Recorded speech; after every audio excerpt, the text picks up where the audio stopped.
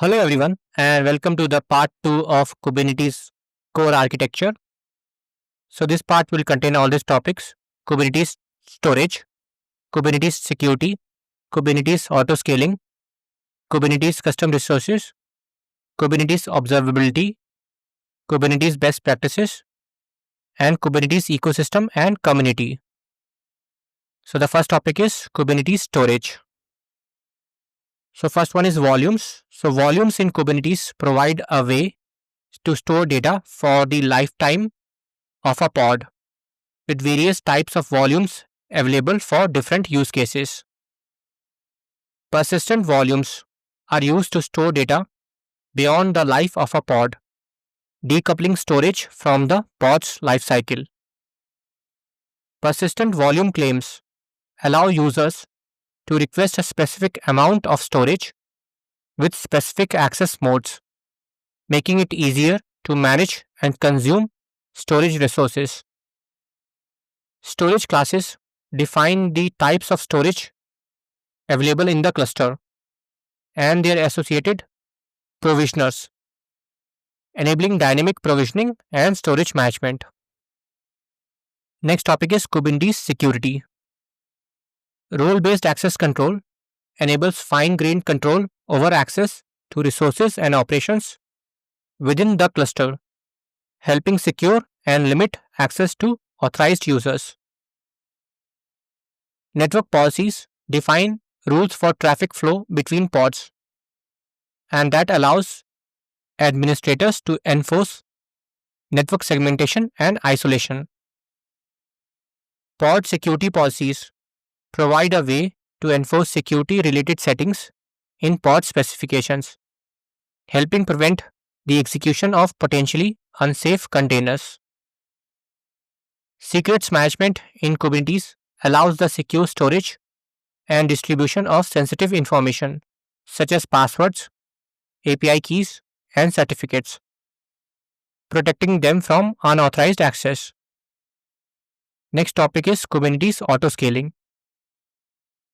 The horizontal pod autoscaler HPA automatically scales the number of pods in a deployment or replica set based on observed CPU utilization or custom metrics, ensuring optimal resource allocation.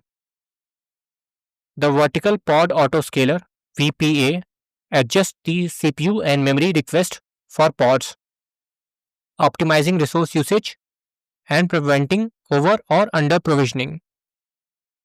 The cluster autoscaler automatically adjusts the size of the node pool based on the overall resource requirements of the cluster, ensuring that the cluster has the necessary resources without wasting resources on underutilized nodes.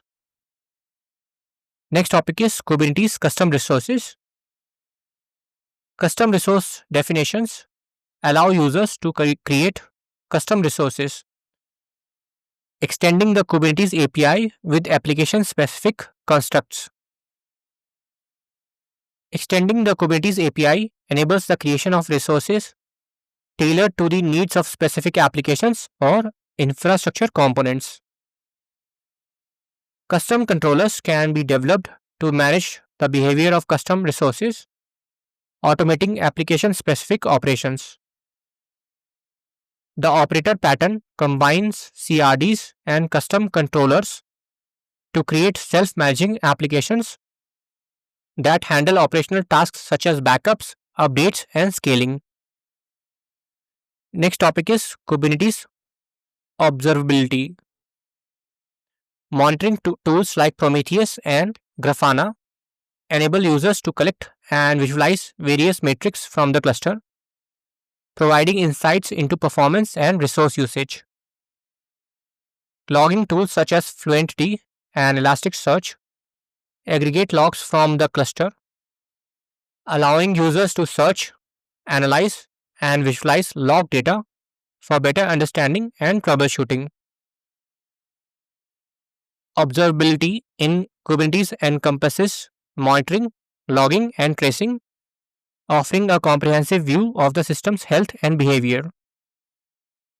Effective monitoring and logging are essential for troubleshooting issues in the cluster, proactively detecting problems, and understanding the overall performance and health of applications running in Kubernetes. Next topic is Kubernetes best practices. So first one is efficient resource management is crucial for optimizing performance and minimizing cost, ensuring that applications have the necessary resources without over provisioning. Second thing is implement security best practices such as RBAC, network policies, and pod security policies, and this helps protect the cluster and its applications from unauthorized access and potential threats. Next, best practices is to design applications and infrastructure for scalability, ensuring that the cluster can handle increased workloads without compromising performance or stability. Next is maintainability, and that involves adhering to best practices in configuration, deployment, and updates, making it easier to manage and upgrade the cluster over time. Next topic is Kubernetes ecosystem and community. The Cloud Native Computing Foundation (CNCF) is the organization that governs Kubernetes and other cloud native projects, fostering collaboration and innovation in the ecosystem. Helm, which is a package manager for Kubernetes, simplifies the deployment and management of applications, making it easier to manage complex deployments and share configurations. Kubernetes operators extend the platform's capabilities by automating the management of complex applications, enabling the creation of custom resources and controllers to handle specific application requirements.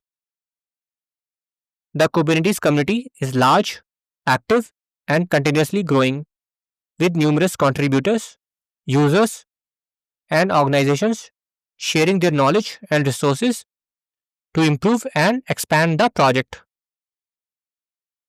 Next topic is Kubernetes, the future of container orchestration. So Kubernetes is expected to see increased adoption and maturity as more organizations embrace containerization and microservices, making it the industry standard for container orchestration. Ongoing feature development and innovation within Kubernetes will continue to improve the platform, addressing new challenges and requirements in the rapidly evolving cloud native landscape. The Kubernetes ecosystem will continue to grow with a wide range of tools and platforms being developed to support and enhance the Kubernetes experience for users and organizations. The Kubernetes community will continue to expand, fostering collaboration and knowledge sharing, which will further drive the development and success of the project. And that's all. Thanks for watching.